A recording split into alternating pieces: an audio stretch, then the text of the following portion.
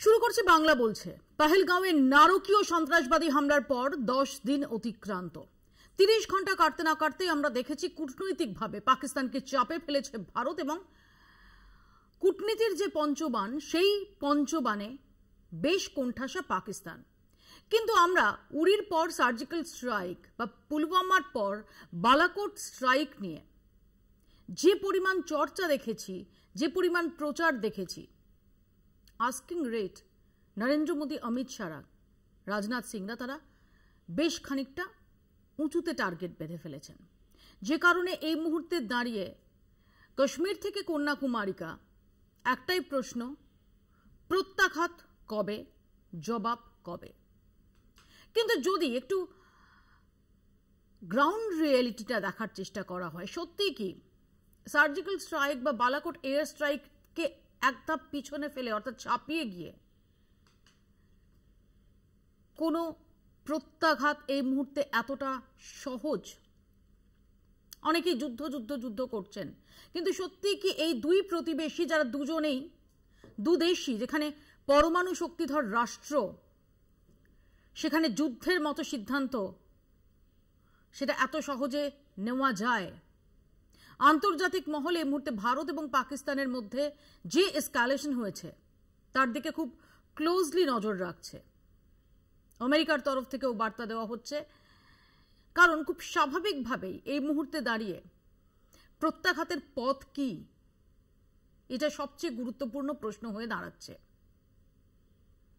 কূটনৈতিক জবাব দিয়ে কি কাজ হাসিল করতে পারবে ভারত, নাকি নরেন্দ্র মোদী, অমিত শাহ, রাজনাথ সিংরা আরো অন্য কোনো অঙ্ক কষছেন? এই সব নিয়ে আমরা আলোচনা করব। আমাদের সঙ্গে যারা উপস্থিত রয়েছেন তাদের সঙ্গে পরিচয় করিয়ে দিই। আমাদের সঙ্গে রয়েছেন বামেদের তরফ থেকে সৈকত গিরি, আন্তর্জাতিক সম্পর্ক বিশেষজ্ঞ শুভাশিস ব্যানার্জি, রয়েছেন রাজনৈতিক বিশ্লেষক সাংবাদিক সম্বিত পাল, এবং রয়েছেন আরেক আন্তর্জাতিক সম্পর্ক বিশেষজ্ঞ অনিক চ্যাটার্জি। কিছুক্ষণের মধ্যেই বিজেপির পক্ষ থেকে সজল ঘোষ এবং কংগ্রেসের পক্ষ থেকে অশোক ভট্টাচার্য আমাদের মধ্যে এসে যোগ দেবেন।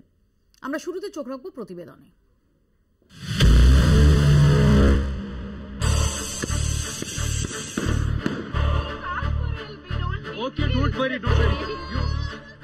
পহেলগামে সন্ত্রাস হামলার পর ভারত ও পাকিস্তানের মধ্যে উত্তেজনা বাড়ছে। এই প্রেক্ষাপটে আমেরিকার প্রতিরক্ষা সচিব পিট হেগসেট ভারতের প্রতিরক্ষা মন্ত্রী রাজনাথ সিং এর সঙ্গে ফোনে কথা বলেন। পিট হেগসেট জানান, ভারতের আত্মরক্ষার অধিকারকে আমেরিকা পূর্ণ সমর্থন জানায় এবং সন্ত্রাসের বিরুদ্ধে লড়াই ভারতের পাশে রয়েছে। সেই ফোনালাপে রাজনাথ সিং স্পষ্টভাবে বলেন, পাকিস্তান দীর্ঘদিন ধরে সন্ত্রাসবাদী গোষ্ঠীগুলিকে প্রশিক্ষণ, অর্থ ও আশ্রয় দিয়ে এসেছে। তিনি আন্তর্জাতিক মহলের উদ্দেশ্যে বলেন, এই ধরনের নৃশংস হামলাকে স্পষ্টভাবে এবং এক বাক্যে নিন্দা করা উচিত। এদিকে মার্কিন বিদেশ সচিব মার্কো রুবিও ভারত ও পাকিস্তান উভয় দেশের নেতৃত্বের সঙ্গে কথা বলেন। এস জয়শঙ্করের সঙ্গে ফোনালাপে পহেলগামের হামলার নিন্দা করেন, দোষীদের বিচারের মুখোমুখি করার আহ্বান জানান। পাকিস্তানের প্রধানমন্ত্রী শাহবাজ শরীফকেও তদন্তের সহযোগিতার অনুরোধ। পহেলগাম হামলার সময় ভারতেই ছিলেন মার্কিন ভাইস প্রেসিডেন্ট জেডি ভ্যান্স। এবার পহেলগাম হামলা নিয়ে মুখ খুললেন তিনি।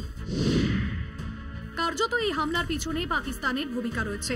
ভারত সন্ত্রাসবাদীদের খুঁজে বার করে প্রয়োজনীয় ব্যবস্থা নিক। ভারতের সন্ত্রাস বিরোধী কার্যকলাপে পাকিস্তানকে সহায়তার আর্জি, তবে বৃহত্তর আঞ্চলিক যুদ্ধে না জড়ানোর আবেদন ভারতকে। ডোনাল্ড ট্রাম্প দুই দেশকেই নিজের বন্ধু বলে ঘোষণা করেছেন। সব মিলিয়ে পহেলগাম কাণ্ডের পর আমেরিকার অবস্থান আসলে পাকিস্তানের বিরুদ্ধে কিনা তা নিয়ে সন্দেহ বাড়ছে। ডোনাল্ড ট্রাম্প নরেন্দ্র মোদীকে নিজের বন্ধু বলেন, তাও পহেলগামের মতো ঘটনায় সরাসরি পাকিস্তানের বিরুদ্ধে আঙুল তুলছেন না কেন ট্রাম্প প্রশাসন?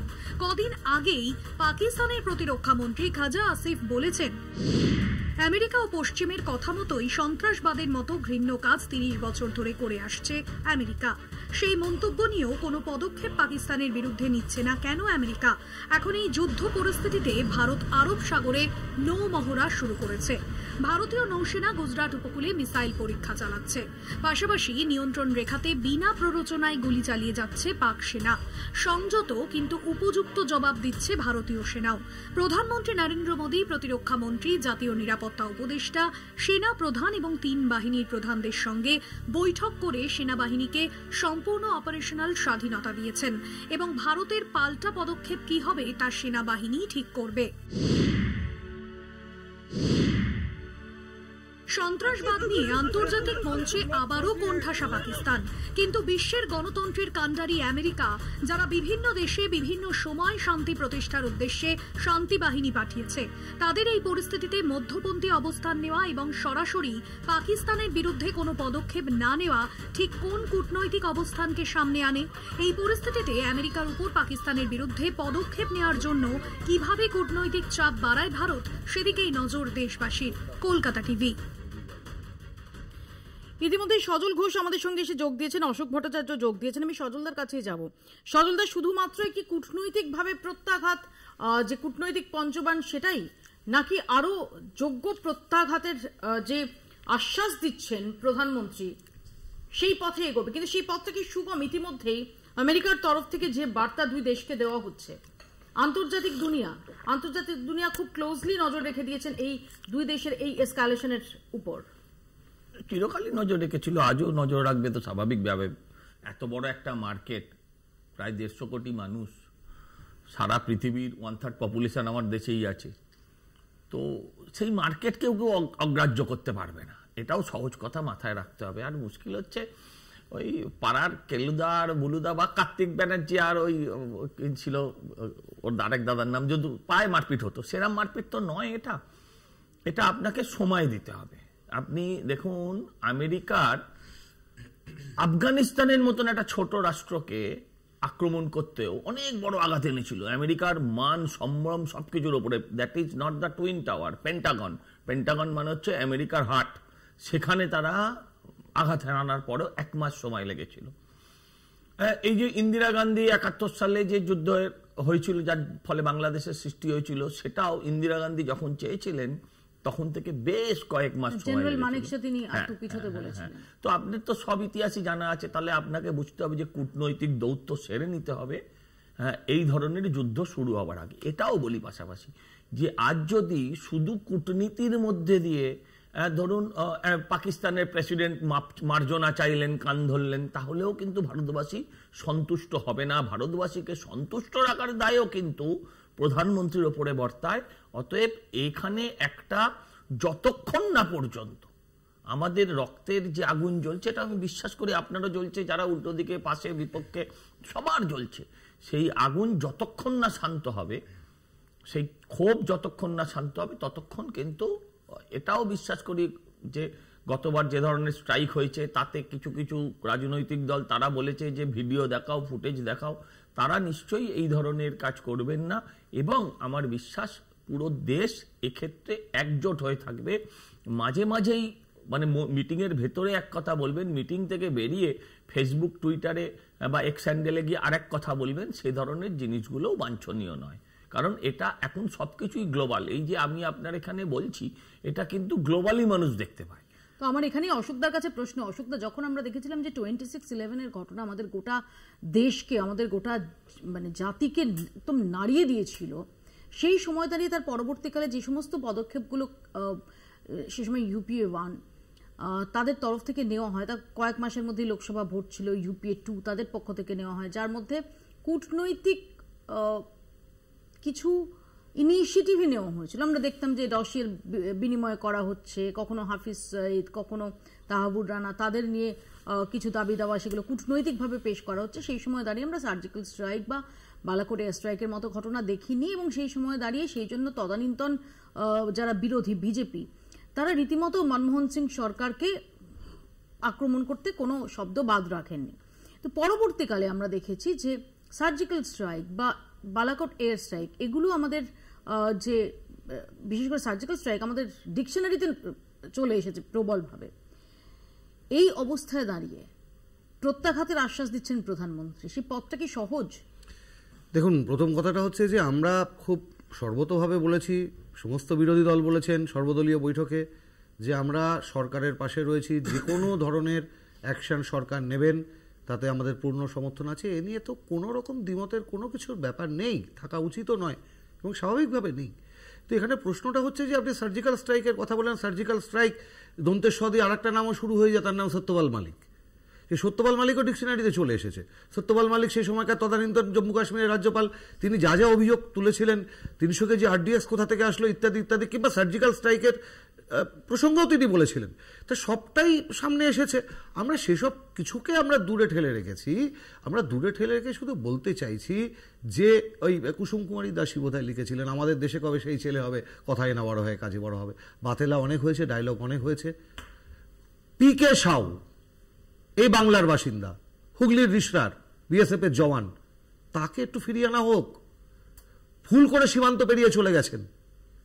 এগুলো যদি আমরা বলি সেটা আমাদেরকে দেশবিরোধী কথাবার্তা বলা হবে মৌপিয়া। আমরা যদি প্রশ্ন তুলি যে কোন কারণে গুলমার্গে নিশিকান্ত দুবের বিবাহ বার্ষিকী উপলক্ষে হাঁটোসাঁটো নিরাপত্তা থাকা সত্ত্বেও পাহেলগাঁওয়ের পর্যটকদের নিরাপত্তা নেই কেন, ছিল না কেন, তাকে তো এটা দেশদ্রোহী করার প্রশ্ন হবে। আমরা যদি প্রশ্ন তুলে, আপনার এই স্টুডিওতে আবার বলেছি যে আদানির মুন্দ্রা বন্দর থেকে 21,000 কোটি টাকা পাঠানো হয়েছে লস্কর-ই তৈবাকে, আমাদের কথা না, এনআইএ বলেছে পাহেলগাঁও বিস্ফোরণের পরের দিন সুপ্রিম কোর্টে গিয়ে। সে প্রশ্ন তোলাটা কি হয়ে যাবে? আমি আসবো সজলদা, আমি একটু সৈকতের কাছে আসি। সৈকত, উত্তরটা প্রম্পট হলে ভালো লাগবে। যেটা হচ্ছে যে আপনারা একজোট হয়ে আছেন, অথচ একজোট হয়ে থেকে এই মুহূর্তে আপনারা সোশ্যাল সাইটে প্রধানমন্ত্রীর মতন কোনো একজন ব্যক্তির ছবি দিয়ে মুন্ডহীন ছবি দিচ্ছেন। আবার আমেরিকায়, আপনার ইংল্যান্ডেও দেখি সেখানকার দূতাবাস থেকে সেনাপ্রধানরা দেখাচ্ছেন মুন্ডু কেটে নেবো। আমি আরেকটা কথা বলি, এই যে 300 কেজি আরডিএক্স, আপনারা নিশ্চয়ই বলবেন, পার্লামেন্টে আপনাদের অনেক সদস্য আছে, আপনারা বলবেন, কিন্তু এই যে আপনাদেরকে কিন্তু আমরা সেই সময় যখন বোম্বে ব্লাস্ট হচ্ছিল কেউ জিজ্ঞাসা করেনি যে বারুদ কোত্থেকে এসেছিল। 26/11 সময় আমরা আপনাদের সমালোচনা করেছি, তখন আপনাদের ব্যর্থতা, আপনাদের সফলতা নিয়ে আলোচনা করেনি। শিবরাজ পাটিলের এক দিনে 4টে করে প্রেস কনফারেন্সের 4টে শুটের বিরোধিতা করা হয়েছিল। এই জিনিসগুলো মাথায় রাখতে হবে। নচিকেতাকে আপনারা ফিরিয়ে আনতে পারেননি। অভিনন্দন বর্তমানকেই একমাত্র আমার এই মুহূর্তে মনে পড়ছে যে মোদী সরকারই ফিরিয়ে এনেছিলেন। ঘরে বসে খুব বড় বড় কথা বলা যায়, ভাবতে হবে। আবার মাসুদ আজহারকে কান্দাহার এয়ারপোর্টে ফেরত দিয়ে এসেছিলেন কারা, সেটাও তো দেশের মানুষ জানেন। মাসুদ আজহারের মতন জঙ্গিকে অর্পণ করে দিয়ে এসেছিলেন কারা? এনডিএ সরকার। কোন নাম? মন্ত্রীর নাম কি বলুন? না না, আমি বলবো তাহলে। মাসুদ আজহার। হ্যাঁ, না, তখন আপনারা গেলেন নামটা। ঠিক পার্লামেন্টে কিন্তু তারপর এটা নিয়ে কেউ আপনারা সরবর নিয়ে আজকে কেন আপনি যাচ্ছেন? আমি আসবো দুজনের কাছে, সৈকতের কাছে খুব সংক্ষেপে আসবে। সৈকত, না, প্রথমত হচ্ছে দেশের কোনো রাজনৈতিক দল, বিরোধী রাজনৈতিক দল, এমনকি দেশের সরকার পর্যন্ত গোয়েন্দা ব্যর্থতা স্বীকার করে নিয়ে প্রত্যাঘাতের কথা বলেছেন। বিজেপির প্রতিনিধি সজলদা এখানে বলছেন যুদ্ধের জন্য সময় লাগবে, লাগুক। আমরা দেশের সরকারকে সর্বোচ্চ সময় পর্যন্ত এই প্রস্তুতি নেওয়ার জন্য আমরা সময় দিতে চাই। আমরা চাই আমাদের ভারতবর্ষের সরকার একটা শক্তিশালী কড়া পদক্ষেপ পাল্টা হিসেবে নিক। কিন্তু এই সময়টা কি ততদিন অবধি যাবে যতদিন বিহার নির্বাচন না শেষ হচ্ছে? এই সময়টা কি ততদিন অবধি যাবে যতদিন না এই রাজ্যে এর আড়ালে বসে ব্যাংকে টাকা তুলতে গেলে একটা চার্জ দিতে হবে, ব্যাংকের ব্যালেন্স চেক করতে গেলে একটা চার্জ দিতে হবে। এই সময়কালে বিহারে মোদি হেসে খেলে প্রচার করে নেবেন, অমিত শাহ আসামে বসে বোরোল্যান্ডের লোকেদের সঙ্গে বসে আন্ডার টেবিল সেটেলমেন্ট করে ভালো মিটিং করে নেবেন। মানে আমি বলছি সময়টা কতদিন লাগবে? পেহেলগাঁও ঘটনার পর আজকে 11 অথবা 12তম দিন, আজ অব্দি একজনও জঙ্গির সন্ধান পাওয়া গেল না। শক্তিশালী 56 ইঞ্চির সরকার, শক্তিশালী গোয়েন্দা ব্যবস্থা। আমরা তো এই আলোচনাটা দেশকে দুর্বল করার জন্য করছি না, আমরা বলছি আগামী দিনে যাতে আরেকটা পেহেলগাঁও না হয়। আজকের দিনে দাঁড়িয়ে দেশের সরকার যেখানে জঙ্গি খুঁজে পাচ্ছে না, খুঁজে বের করতে পারছে না, দেশের সরকারের অজিত দোভাল পুরোপুরি ফেলিওর, সেখানে দাঁড়িয়ে সেনাবাহিনীর ক্রেডিট এতদিন ধরে নিয়েছেন।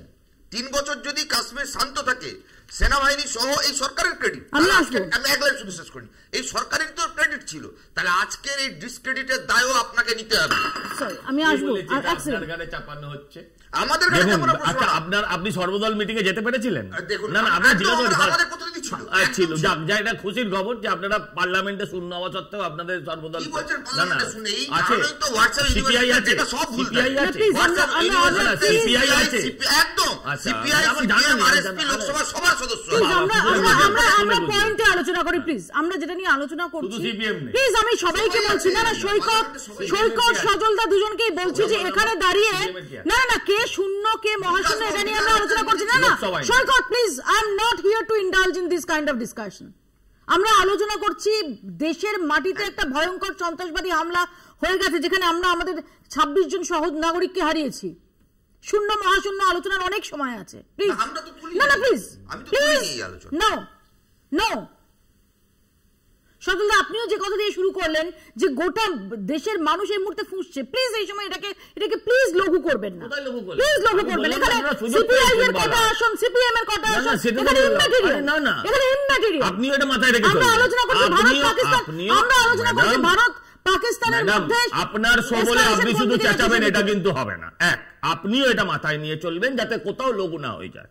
না না, সেটা আমি অত্যন্ত দায়িত্বশীল ভাবে সেটা পালন করি। সেটা প্রত্যেকেই বলে, নিজের ক্ষেত্রে এটা প্রত্যেকেই বলে, কেউ বলে না যে দায়িত্ব জ্ঞান। প্লিজ আমি আসবো সম্বিতের কাছে। সম্বিত, আমরা যদি দেখি যত সহজে মুখে প্রত্যাঘাতের কথা বলা যায় এই মুহূর্তে দাঁড়িয়ে, যে জিওপলিটিক্যাল সিনারিও বিশ্বব্যাপী এবং এই উপমহাদেশের, সেখানে কি সত্যি সার্জিক্যাল স্ট্রাইক বা বালাকোট এয়ার স্ট্রাইক, আমি বারবার যেটা বলছি যে এটা করে প্রত্যাশার পারদটা অনেকটা বাড়িয়ে দিয়েছেন নরেন্দ্র মোদী, অমিত শাহরা, রাজনাথ সিংরা, সেই জায়গায় দাঁড়িয়ে প্রত্যাঘাতের পথ কি এতটা সহজ হবে, নাকি কূটনৈতিক পন্থাটাই একমাত্র এখানে ওপেন থাকছে? দেখুন মপিয়া, যে যুদ্ধ হবে আমরা বলছি, যুদ্ধ চাই বা প্রত্যাঘাত চাই, কিন্তু কি ধরনের প্রত্যাঘাত হবে সেটা নিয়ে কি আমাদের খুব একটা ধারণা রয়েছে? কাজেই সেইটা বোধহয় নরেন্দ্র মোদী সরকার তারা সেই জায়গাটায় তারা আসার চেষ্টা করছেন যে কি ধরনের প্রত্যাঘাত হওয়া উচিত। আমরা যেটা দেখেছি বালাকোটের সময় যারা সার্জিক্যাল স্ট্রাইক হয়েছিল, যে সেখানে যে লাইন অফ কন্ট্রোল রয়েছে বা ইন্টারন্যাশনাল বর্ডার রয়েছে, সেটা পেরিয়ে গিয়ে ইন্ডিয়ান যারা সৈন্যরা তারা গিয়ে সেখানে কিছু টেররিস্টদের ক্যাম্প তারা ভেঙে এসছে, এই দাবি করা হয়েছে। সেইটা একরকম ব্যাপার। আরেক রকম ব্যাপার হচ্ছে যে আপনি যদি ফুল ফ্লেজেড ওয়ার করতে চান, ফুল ফ্লেজেড একটা যুদ্ধ করতে চান, তাহলে কি করবেন, কি অ্যাচিভ করবো?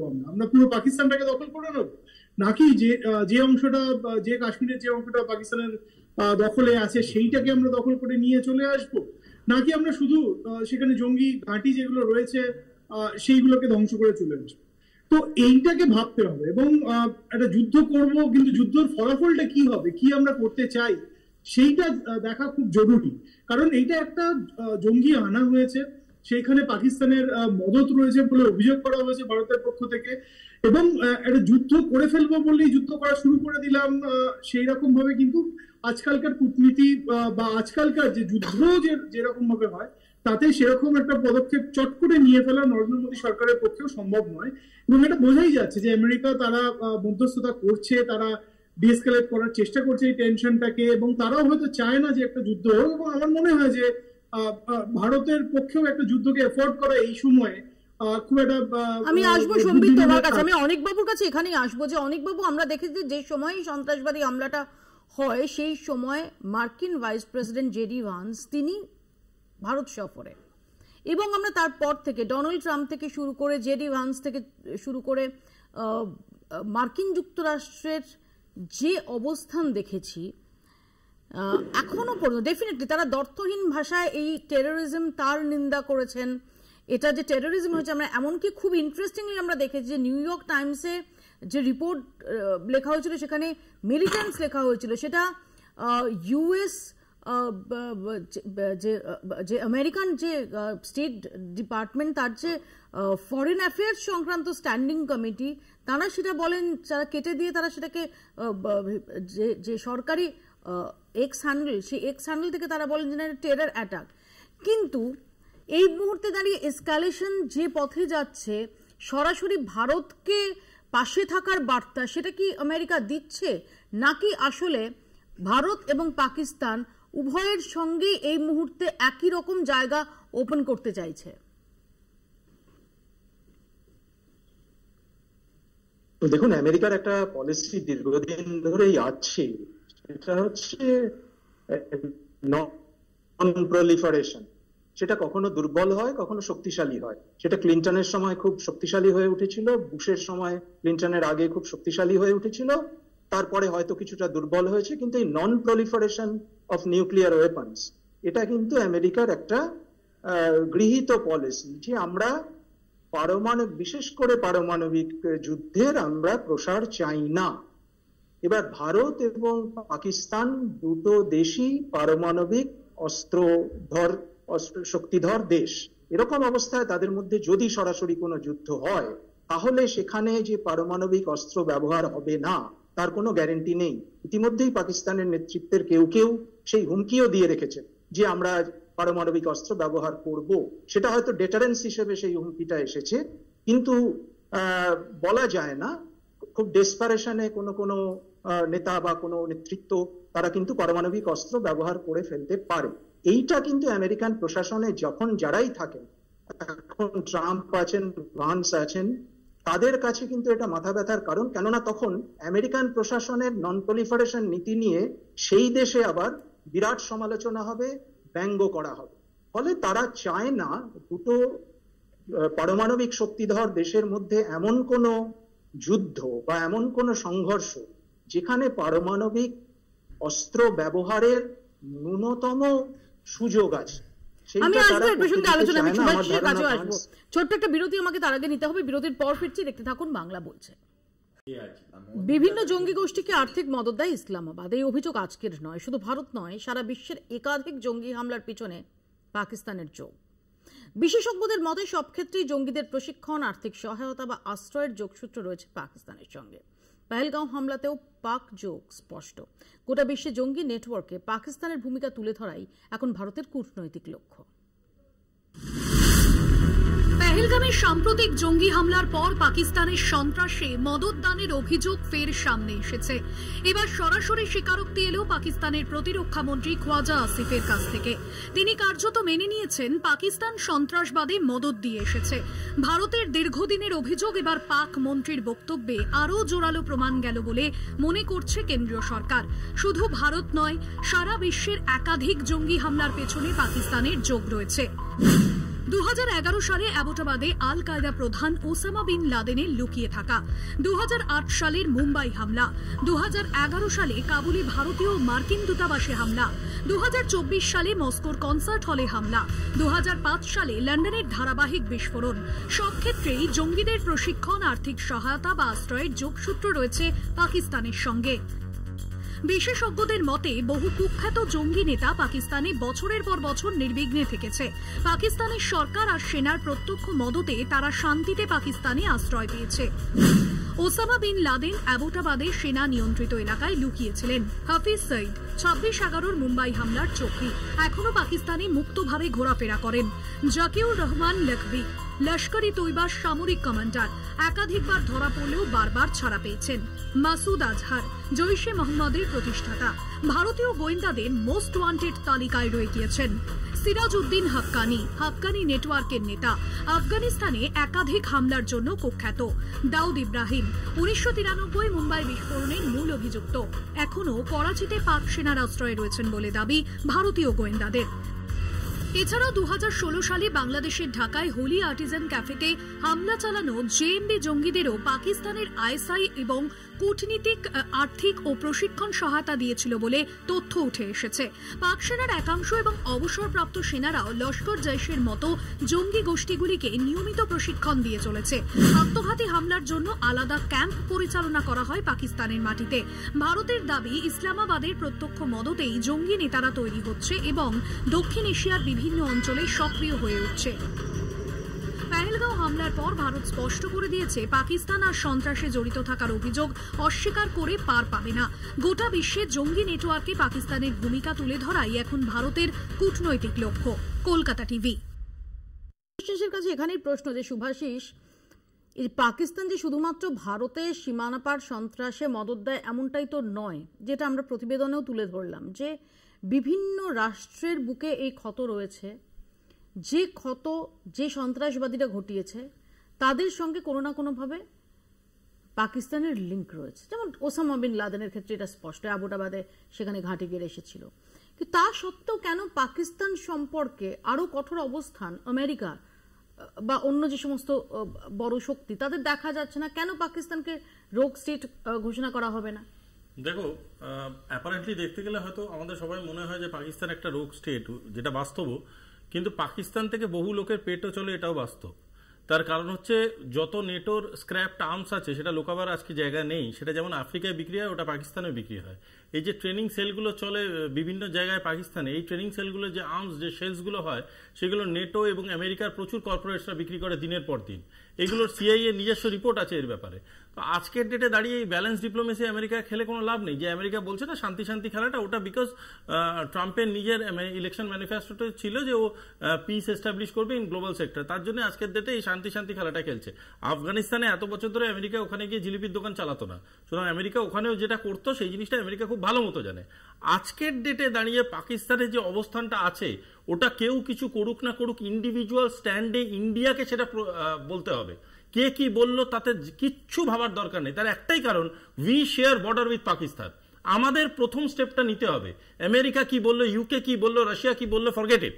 আমাদের প্রথমে যে এনআইএ তদন্তটা চলছে, ওই তদন্তে যে ডেটাগুলো আসবে ওই ডেটাগুলোকে ক্লাব করো, ইউনাইটেড নেশনসকে কনস্ট্যান্ট প্রেশার করো, ইউজ বিমস্টেক, ইউজ ব্রিক্স, ওদেরকে বিভিন্ন রকম ফাইন্যান্সিয়াল স্যাংশনে আনো, ওদেরকে প্রচন্ড রকম ভাবে কূটনৈতিক চাপে আনো, জল বন্ধ করে দেবো এই থ্রেটনিং দিনের পর দিন চলছে। একটা সেকশনে সেটা করতে হবে, হয়তো তাতে বৃহত্তম ক্ষতি হবে, হয়তো তাতে বহু জায়গা থেকে ভারতবর্ষ স্যাংশন হবে, কিন্তু আজকের ডেটে দাঁড়িয়ে chances of narrative and dialect is over.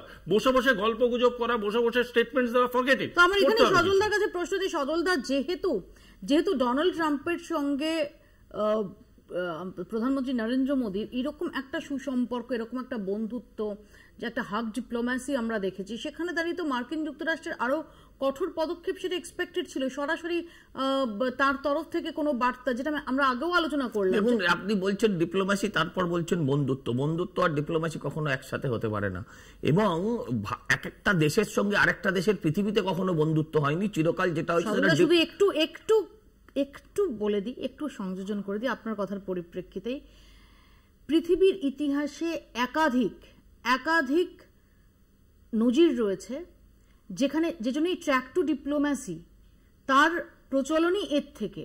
এবং বিভিন্ন সময় দেখা গেছে ইন্দিরা গান্ধী থেকে শুরু করে একাধিক রাষ্ট্রনেতা, তাদের সঙ্গে অন্য দেশের রাষ্ট্রনেতার যে বন্ধুত্ব, সেটা অনেক কূটনৈতিক জট কাটিয়েছে, অনেক ক্ষেত্রে সেটা আমি একটা কথা বলি, যে ইন্দিরা গান্ধীর সময় আপনি যখন তুললেন, ইন্দিরা গান্ধীর সময় পাকিস্তানের সমর্থক ছিল আমেরিকা, আর তখন ভারতপন্থী ছিল ইউএসএসআর, নট আজকের রাশিয়া। তো বিষয়টা হচ্ছে কোনোটাই এখানে বন্ধুত্ব নয়, সবটাই গিভ অ্যান্ড টেক। আমি বলছি আমি ওই যে তুমি আমার প্রতি সব থাকবে। কেউ কখনো, আজকে আপনি একটা কথা ভাবুন, আপনি প্রতিবেশী একজন আমার পাশের বাড়ির, আপনি আমার সঙ্গে বন্ধুত্ব করতে পারেন, আমার বাড়িতে আগুন লাগলে ঝাঁপিয়ে পড়তে পারেন, কিন্তু আপনি প্রথম নিজের বাড়িটাকে ডিপেন্ড করতে সবকিছু করবেন। এখানেও ঠিক তাই, আমার দেশের ভালো তারপরে তোমার ভালো। এটা একটা দেশের যে কোনো রাষ্ট্রপ্রধানকে এই জিনিসটাই ভাবতে হয়। তো হ্যাঁ, বল কথাতে একটা ওয়ার্ড আমি একটু ঢুকিয়ে দিতে চাই। কথাটা ফ্রেন্ডশিপ বলে ফরেন অ্যাফেয়ার্সে কোনো ওয়ার্ড নেই, যেটা আছে সেটা হচ্ছে অ্যালাইনমেন্ট আর নন অ্যালাইনমেন্ট। এবার আমার পয়েন্টটা হচ্ছে, আমার যদি দেশ কোনো জায়গা থেকে উপকৃত হয় অ্যাজ এ ডিপ্লোম্যাটিক মাইন্ড, আমি সেই কাজটা করব সবার আগে। তার জন্য যদি কারোর সাথে অ্যালাইন করতে আমি অ্যালাইন করবো, কারোর সাথে যদি নন অ্যালাইন করতে নন অ্যালাইন করবো। ভারতবর্ষে যে আমি যে পরিবার, আমি যে বাড়ির, আগে আমি সেই বাড়িটাকে দেখবো। সেরকম একজন রাষ্ট্রপ্রধান তার দেশের প্রয়োজনে সে কারোর সঙ্গে বন্ধুত্ব করে, কারোর সঙ্গে শত্রুতা করে, আবার কোনো দরজা কখনো বন্ধ করে দেয় না একদম চিরকালের জন্য। সে ডিপ্লোম্যাটিক তারা কথাবার্তা সেগুলো চালাতেও থাকে।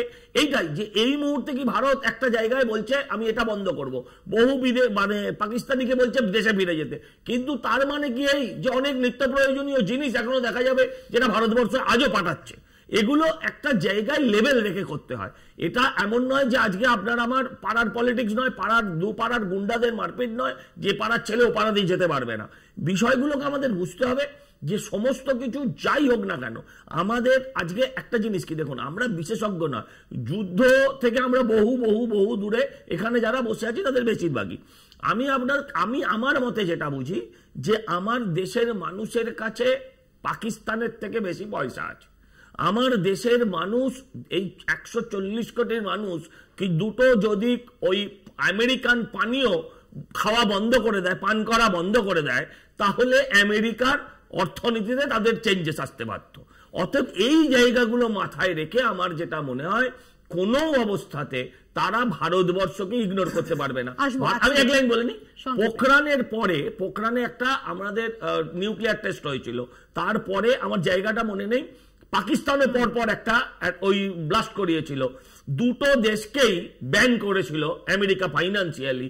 আমাদের ব্যানটা কবে উঠে গেছে কিন্তু আমরা কেউ বলতে পারবো না এখানে বসে, কিন্তু পাকিস্তানের ব্যানটা তখন উঠলো যখন আফগানিস্তানকে অ্যাটাক করার জন্য পাকিস্তান নিজের মাটিতে তাদের জায়গা দিল।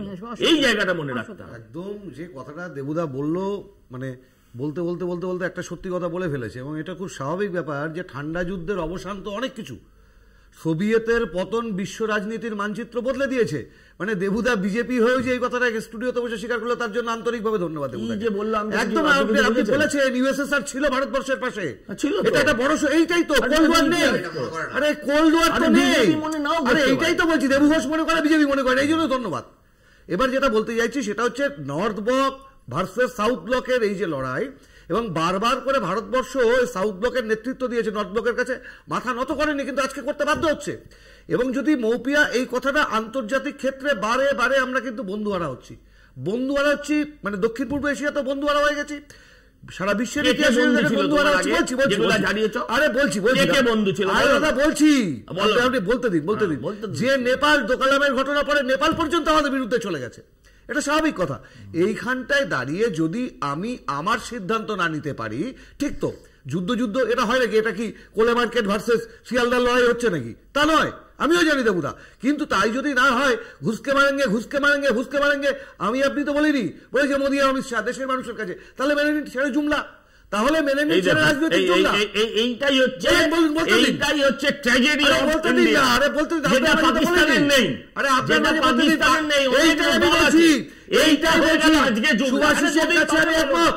আরে দুদিন বাদে বলতে দিন না, বলছো তবে কি বললে আপনি ঠিক করবেন? হালকার কোন নেতা বলতে দিন, মমতাদির নাম বলেছে এই মুহূর্তে, তোমার নাম কিন্তু শুনুন না, আমার নাম বলতে হবে না। এই মুহূর্তে পাকিস্তান জাতিগত প্রো পাকিস্তান এই মুহূর্তে পাকিস্তান আর্থিকভাবে দিন অবস্থায় রয়ে গেছে, খুব বাজে পজিশনে পাকিস্তান রয়েছে। এবং পাঠানকোটের ঘটনার পরে যেভাবে সারা ভারতবর্ষ সরকারের পাশে এসে দাঁড়িয়েছে, একজোট হয়ে দাঁড়িয়েছে, this is the right time.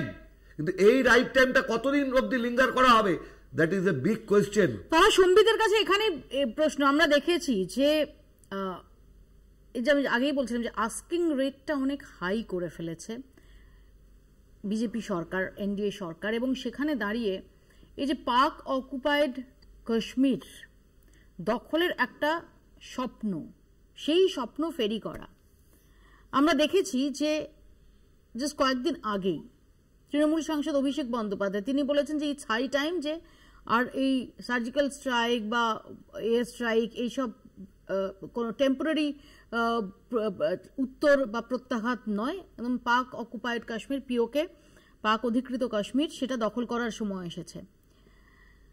প্রশ্ন হচ্ছে সত্যি সত্যি কি এইরকম কোনো খুব বড় পদক্ষেপ সেটা নেওয়া সহজ?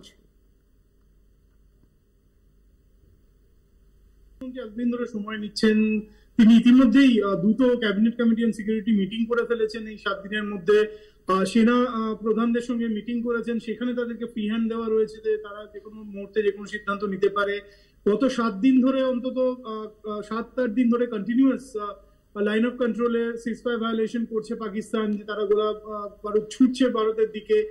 এই সবগুলো হচ্ছে, তবুও আমরা কিন্তু এখনো দেখছি একটা রেস্টুরেন্ট মেনটেন করা হচ্ছে ভারতের পক্ষ থেকে, এবং সেটা এই কারণেই করা হচ্ছে যে ব্যাপারটা অত সহজ নয় একটা যুদ্ধতে চলে যাওয়া, এবং তার যে ইকোনমিক কস্ট।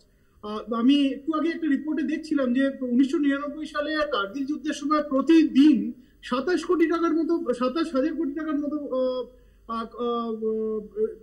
খরচ হয়েছে ভারতের পক্ষ থেকে, এবং সেইটা যদি আবার আমাদেরকে বের করতে হয় তার ইকোনমিক রিপারকাশনস রয়েছে ভারতবর্ষের মধ্যে, এবং সেইটা কি আমরা বের করার জায়গায় রয়েছি? আমরা খুব যুদ্ধ করতে ভালোবাসি, আমরা চাইছি প্রত্যাঘাত করুক। প্রধানমন্ত্রীও বলেছেন যে তিনি সেখানে গিয়ে মেরে আসবেন, আমাদের সেনারা গিয়ে মেরে আসবে সেখানকার জঙ্গিদের, সবই ঠিক আছে, কিন্তু প্র্যাকটিক্যালিও আমাদেরকে ভাবতে হবে এবং কূটনৈতিক ভাবেও ভাবতে হবে। কারণ এখানে শুধু আমেরিকা নয়, যে কথাটা আমরা আজকে আলোচনা করছি না অতটা, সেটা হচ্ছে সেখানে চায়নার রোলও রয়েছে, একটা বড় ভাবে রয়েছে। এবং চাইনিজ মিডিয়াতে যে ধরনের আলোচনা হচ্ছে তাতেও তারাও যে খুব একটা যুদ্ধের পক্ষে সাপোর্ট করার, ভারতকে সাপোর্ট করার জন্য এগিয়ে আসছে তা নয়, বরং তারা ভারতের যে এই রেস্টুরেন্ট এখনো পর্যন্ত ভারত দেখাচ্ছে সেটাকেই বরঞ্চ বাহবা দিচ্ছে। কাজেই আমার যেটা মনে হয়, যেটা ভারত শুরু করেছে, যে এই আকাশপথ বন্ধ করে দেওয়া, সিন্ধু জল চুক্তি স্থগিত করে দেওয়া, বিভিন্ন পাকিস্তানি সেলিব্রিটির ইউটিউব চ্যানেল বন্ধ করে দেওয়া, এবং ইন্টারন্যাশনাল যেসব ফোরাম রয়েছে সেইখানে অভিযোগ জানানো, এই কূটনৈতিক যে চাপটা সেইটা ভারত প্রথমে চালানোর চেষ্টা করবে, এবং সেটাই তারা করছে। যুদ্ধ ব্যাপারটা সহজ নয় বলেই কিন্তু আমরা এখনো পর্যন্ত সেই ধরনের কিছু। এখানে আমার অনেক বাবুর কাছে প্রশ্ন, যে আমরা যদি বিশ্বের যে সিনারিও দেখি, এই যে একটু আগে অ্যালাইনমেন্টের কথা বলছিল সুভাষী, সেটা তো ফ্যাক্ট যে একটা যুদ্ধ শুরু করতে গেলে, বা যুদ্ধ আমি ছেড়ে দিলাম, একটা যদি খুব সামান্য একটা প্রতিরক্ষাগত একটা পদক্ষেপ নিতে হয়, সেটা করতে গেলেও যে বিভিন্ন দেশের সঙ্গে যে অ্যালাইনমেন্ট, সেই অ্যালাইনমেন্টের জায়গা কোথায় কতটা আছে সেটাকে ভীষণ রকমভাবে মেপে নেওয়াটা জরুরি। আমরা যদি দেখি যে এখানেও হামাসের কথা উঠে আসছে, আমরা দেখেছি যে এই হত্যালীলার পর, পহেলগামের হত্যালীলার পর ইসরায়েলের তরফ থেকে বার্তা দেওয়া হয়েছে ভারতকে। আমরা দেখেছি যে ইসরায়েলের একাধিক যে পদাধিকারী, তাদের সঙ্গে ভারতের যারা পদাধিকারী তাদের দেখা হয়েছে। জয়শঙ্কর তিনি দেখা করেছেন সম্প্রতি ইসরায়েলের রাষ্ট্রদূতের সঙ্গে। প্রশ্ন হচ্ছে যে এই অ্যালাইনমেন্টটা যদি আমরা দেখতে চাই, সেটাও কি এই মুহূর্তে দাঁড়িয়ে ভারতের ফেভারে যাবে, যদি ভারত সত্যি সত্যি খুব বড় একটা সামরিক পদক্ষেপ সেটা নেওয়ার চেষ্টা করে? দেখুন, ভারতের পাশে কিন্তু অনেক দেশ আছে। যদি কোয়াড দিয়ে শুরু করেন, কোয়াডের আমরা 4 জন আছি কোয়াডে, আমি ধরলাম ভারতের পাশে 3টে রাষ্ট্র কোয়াডের আছে। এছাড়া ব্রিক্স, চায়না বাদে ব্রিক্সের প্রায় সমস্ত রাষ্ট্রই ভারতের পাশে আছে। আর যুদ্ধ বা প্রত্যাঘাত সেটা কিন্তু একটা কৌশলের ব্যাপার, এবং যে স্ট্র্যাটেজিক রিয়ালিস্টরা যেটা বলবেন, বাস্তববাদীরা যেটা বলেন, আন্তর্জাতিক সম্পর্কের একটা ছোট্ট তত্ত্ব, যে যুদ্ধ হচ্ছে কৌশল। কৌশলে যে জেতে সে কিন্তু যুদ্ধ জেতে। আপনার হাতে এরকম আমি অনেক স্ট্যাটিস্টিক্স দেখি যে ভারতের হাতে ধরা যাক 173টা পারমাণবিক অস্ত্র আছে, পাকিস্তানের হাতে 160টা আছে। এটা কিন্তু খুব বড় ফ্যাক্টর নয়। বড় ফ্যাক্টর হলো যে কৌশল, আপনার স্ট্র্যাটেজিটা কিরকম। এই স্ট্র্যাটেজিও একটা পার্ট হচ্ছে বিভিন্ন দেশকে পাশে পাওয়া। স্ট্র্যাটেজি যেমন প্রতিরক্ষা একটা পার্ট, আমি কিরকম যুদ্ধাস্ত্র ব্যবহার করব, আমি কি কি নিয়ে এগিয়ে যাব, এবং আমি কটা দেশকে পাশে পাবো, এই হিসেব নিকেশটা কিন্তু করে নিতে হবে, কন্টিনিউয়াস করতে হবে। এবং এই হিসেব নিকেশের ক্ষেত্রে আমার ধারণা ভারত বেশ ভালো জায়গায় আছে। কয়েকটি দেশ ছাড়া বেশিরভাগ দেশকেই ভারত পাশে পাবে। কিন্তু আমাদের কূটনীতিকে আরো ত্বরান্বিত করতে হবে, আরো জোরদার করতে হবে। অলরেডি সেই প্রক্রিয়াটা শুরু হয়েছে, বিভিন্ন দেশের সাথে আমরা যোগাযোগ করছি। এবং যুদ্ধ মানে কিন্তু আন্তর্জাতিক ক্ষেত্রে আপনি যুদ্ধ চালাতে গিয়ে বিচ্ছিন্ন হয়ে পড়লেন, একা হয়ে পড়লেন, সেটা কিন্তু কাম্য নয়। যুদ্ধ মানে আপনাকে জানাতে হবে যে আমি অন্য অনেক দেশকে কূটনৈতিক ভাবে জানাতে হবে, সেটা গোপনে হতে পারে, সেটা উন্মুক্ত হতে পারে, জানিয়ে আমি পদক্ষেপ একদম আমি এই পদক্ষেপ নিতে চলেছি। ফলে যুদ্ধ একটা কিন্তু খুব বড় ব্যাপার, যেটা আমি অনেক জায়গায় বলছি। যুদ্ধের সঙ্গে অর্থনীতি জড়িত, যুদ্ধের সঙ্গে আপনার রণকৌশল জড়িত। আমি যুদ্ধে ঝাঁপিয়ে পড়লাম, তারপরে একটা সেটব্যাক হলো, সেটা কিন্তু কাম্য নয়, সেটা দেশের কোনো মানুষের কাছে কাম্য নয়। ফলে যুদ্ধের জন্য প্রস্তুতি দরকার, যুদ্ধের জন্য ভীষণভাবে অর্থনীতি। এবং আরেকটা কথা, আমি কিছুদিন আগে এক সামরিক বিশেষজ্ঞের সাথে কথা হচ্ছিল, যুদ্ধ চলাকালীন আপনার সাপ্লাই লাইন সেটা কিন্তু খুব স্ট্রং থাকতে হবে। তো আমার এখানেই সজলদার কাছে প্রশ্ন, সজলদা কোথাও কি আসলে, যেটা আমি বারবার বলছি, আসলে ওই আস্কিং রেটটা হাই করে ফেলা, এটা এই মুহূর্তে নরেন্দ্র মোদীদের সামনেও একটা চ্যালেঞ্জ হয়ে দাঁড়িয়েছে। কারণ শুধুমাত্র কূটনৈতিক যে কূটনৈতিক পদক্ষেপগুলো ডেফিনেটলি খুবই সিগনিফিক্যান্ট এবং খুবই এফেক্টিভ হয়তো, কিন্তু সাধারণ জনমানুষে একটা ওই ঘর মে ঘুষকে মারেঙ্গে, এটা যতক্ষণ না হচ্ছে ততক্ষণ পর্যন্ত মনে হচ্ছে যে যথাযথ প্রত্যাঘাতটা হচ্ছে না, যথাযথ প্রতিশোধটা হচ্ছে না। মানে আপনি কি বলতে চান, যদি নরেন্দ্র দামোদর মোদী এই কথাগুলো না বলতেন, কেউ ঘরকে ঘুষকে মারেঙ্গে এবার বলেননি, বলেছেন যে সন্ত্রাসের কোমর ভেঙে দেওয়া হবে না, এমন এবার বলেননি, বছর এখন ধরে তো বলে গেছে। এইবারে বলি হুসকে মারেঙ্গে, হুসকে বাবা, মারেঙ্গে। তাও তো মেরেছে বাবা, তুই একটু থাম না। কাকে মেরেছে? আরে ভাই এটা দেশের কথা হচ্ছে, তোরা দেশের কাকে কথাই আমি মেরেছে বলবো না। বলতে হবে তো। আরে তো ভাই, আর কাক মেরেছে আর এ মেরেছে, কাকে তাই না? মেরেছে? এইটা তাই বলছি। নওয়াজ শরীফের আরে ভাই, বাড়িতে প্রটোকলের বাইরে আরে গিয়ে ভাই, নেমন্তন্ন আরে খেয়েছে। ভাই ভাই ভাই এটাও তো আমি বলতে বলি, হবে। আমি বলছি, আরে ভাই, কংগ্রেস করতে গিয়ে দেশের বিরোধিতা করে ফেলিস না। কেউ দেশের বিরোধিতা করছে না। অশোকদা, এখানে আমি একটা সংযোজন করব। 2015 ডিসেম্বরে নওয়াজ শরীফের বাড়িতে গেছিলেন, তারপরে কিন্তু উড়ি বা পুলওয়ামা তার অনেক পরে হয়েছে। উড়ি 2016-তে, পুলওয়ামা 2019-এ।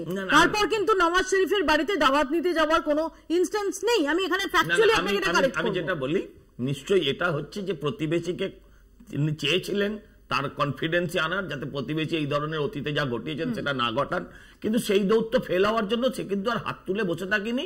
ওই আলাপ আলোচনা, একে ফিরিয়ে দাও, ওকে দিয়ে দাও, এসব করেনি।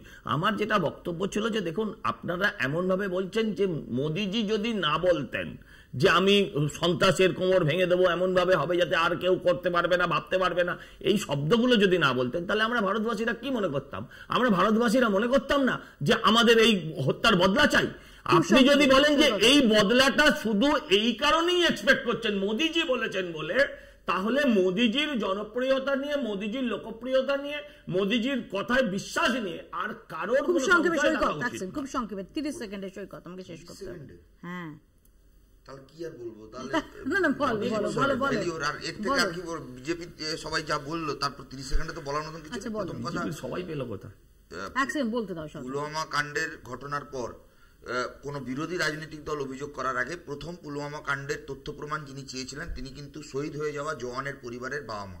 এক, দুই হচ্ছে আজকে যে পাকিস্তানকে সব টাইট দেওয়ার কথা এত আলোচনা হচ্ছে, অজিত দোভালের ছেলের ব্যবসা বন্ধ কেন হচ্ছে না?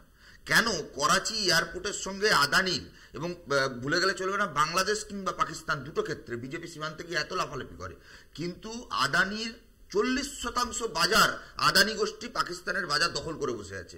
আদানিকে বললেই তো হয় যে বাংলাদেশও বাজার বন্ধ, ব্যবসা বন্ধ করব, পাকিস্তানও ব্যবসা বন্ধ করব, তাতেই তো পাকিস্তান বাংলাদেশ অর্ধেক না খেয়ে মরে যাবে। আসল লড়াইটা পাকিস্তানের সাধারণ মানুষকে টাইট দেওয়া নয়। কৃষক, পাকিস্তানের কৃষক জল পাবে না, ফসল ফলবে না, তাতে পাকিস্তানের লোকজন খেতে পারবে না, জিনিসের দাম বাড়ে, তাতে আমাদের আনন্দের বিষয় না।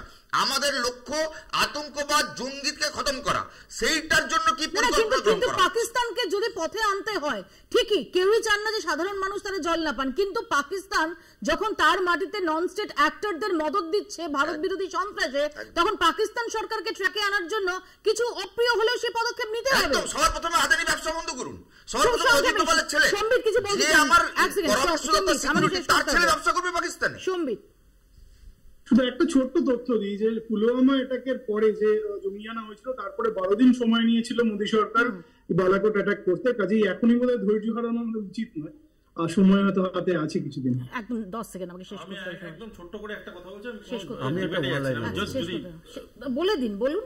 হ্যাঁ, সেটাই আমার কথা হচ্ছে যে টাইমটা নিয়ে আমরা যেরকম ভাবে ভাবছি না, ওরকম ভাবার কোনো দরকার নেই। যখন হবে আমরা জানতে পারবো পিছনে ব্যাকগ্রাউন্ড জব চলছে। একটা ছোট্ট কথা, সংসদের উভয় কক্ষের অধিবেশন ডাকার আহ্বান করেছি আমরা, এই আহ্বান করা যেতে পারে না? একদম শেষ সময়, একদম শেষ। বাংলা বলছে এখানেই শেষ করতে হবে। আমাদের নজর থাকবে কি প্রত্যাঘাত অপেক্ষা করছে তার দিকে।